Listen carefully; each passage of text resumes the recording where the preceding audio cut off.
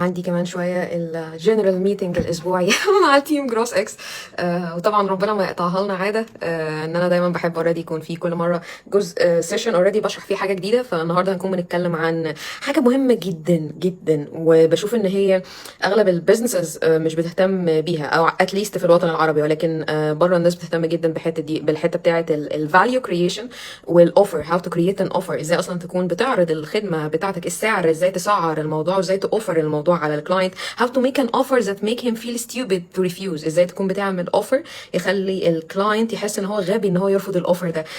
في ريفرنسز كتير وكتب كتير اتكلمت عن الموضوع ده، ولكن انا يعني انا بالنسبه لي اهم حاجه او اهم واحد بالنسبه لي هو the Godfather offer.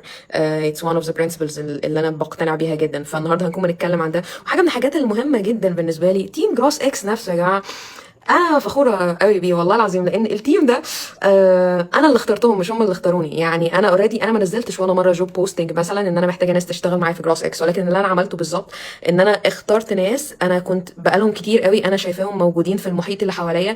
اولها اسراء مثلا اللي كانت معايا اوريدي ايام كاريرا، بدات معايا كانترن، وبعد كده بقت تشتغل معايا دلوقتي شي از ماي بارتنر. اوكي، بعد كده اوريدي كنت عايزه اكون التيم.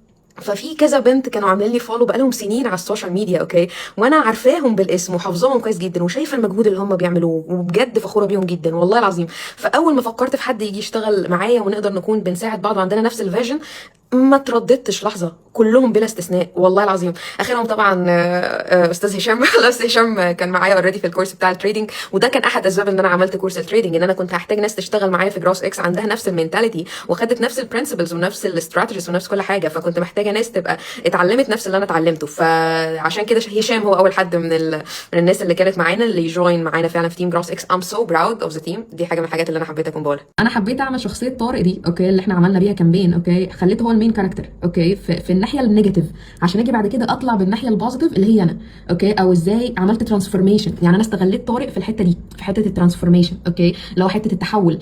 الفاليو ايكويشن، ازاي تعمل اوفر، اوكي، يكون بيخلي الكاستمر يفيل ستيوبid ان هو يكون بيقول لا. اوكي، انا ما شفتش ناس كتير في الوطن العربي بتتكلم على فكره الاوفر بالستايل ده. الحاجه دي موجوده في كذا كتاب طبعا، كتاب سيل لايك كريزي، ذا جاد فازر اوفر، اوكي، وكتاب انفلونس، اوكي. فانا بحب بصراحه ذا جاد فازر اوفر، وبحب برضو ذا 100 مليون دولار اوفر، دي برضو حاجه عبقريه، اوكي. فانا بحب ادمج الاثنين دول مع بعض. ففكره الفاليو ايكويشن، ازاي تكون بتدمج ايكويشن تعرف تكون بتقدم بيها اوفر للكلاينت بتاعك، اوكي، يحس ان هو ستيوبد لو هو قال لا.